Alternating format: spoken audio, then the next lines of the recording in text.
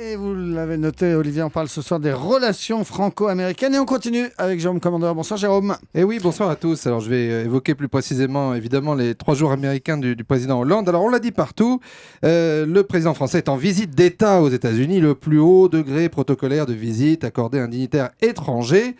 Alors là, à la Maison-Blanche, on sent qu'on a récuré l'argenterie. On a remis droit le portrait de Nancy Reagan dans le couloir. Michel a broché ses rajouts. Les petites ont rangé leur chambre. Barack s'est foutu un coup de sticker sur les canines. On a secoué les tapis. Alors, le casse-tête de l'absence de la première dame a été longtemps commenté en France. Là-bas, ils perdent pas de temps. C'est sur des petits détails qu'on voit la différence entre les États-Unis et la France. Parce que nous, pour accueillir les chefs d'État à l'aéroport, à Roissy, à Orly, on envoie toujours un sous-ministre. Alors quand il est tout petit, même, j'en parle pas. Le roi des îles Tonga, il est accueilli par le ministre des anciens combattants. Les mecs rentrent sur Paris en RER, ça n'a pas de gueule. Alors que les Américains, ils lui ont collé la chef du protocole, Natalia Jones, une espèce de responsable trafic du Club Med. Alors, vous pourrez regarder sur Internet, elle accueille et raccompagne les chefs d'État à l'aéroport. C'est son job.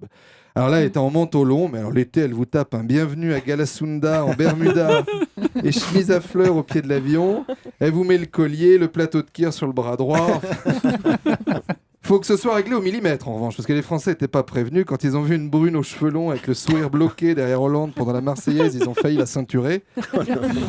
Heureusement qu'ils ne l'ont pas fait, sinon je pense que là, il lâchait une bombe à l'uranium au-dessus de la Défense, donc ça rigole pas aux États-Unis. Alors, la visite d'État de Hollande à Obama, c'est un peu comme chez nous, quand il y avait cousin Jean-Jacques, dans les familles, qui était négociant en beurre, qui venait passer le week-end au salon de l'agriculture, et puis qui dormait sur le clic-clac pour pas payer l'hôtel. Ça met un peu de fraîcheur dans la semaine. Alors, on peut continuer le parallèle. Il faut évidemment venir avec un cadeau.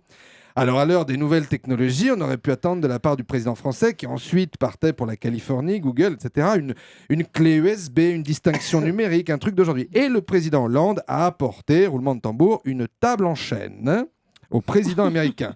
Alors, je ne sais pas comment s'est déroulée la scène, mais je ne sais pas si vous voyez le poids d'une table en chaîne.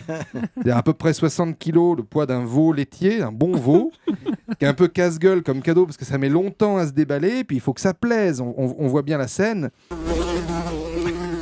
Waouh! Qu'est-ce que c'est? Il y a beaucoup de mouches autour, non? C'est une table pour faire accoucher les truies en Corrèze. Where I've been président du conseil général in Tulle. Tulle? What the fuck? What the fuck, Tulle? Je suis ému, Françoise. François, on ne prononce pas le S. Et ça, c'est pour les petites, ce sont des 45 tours de Sheila. Chanteuse pour enfants, très célèbre en France. Wow, Michel! Françoise a ramené des dessous de plat.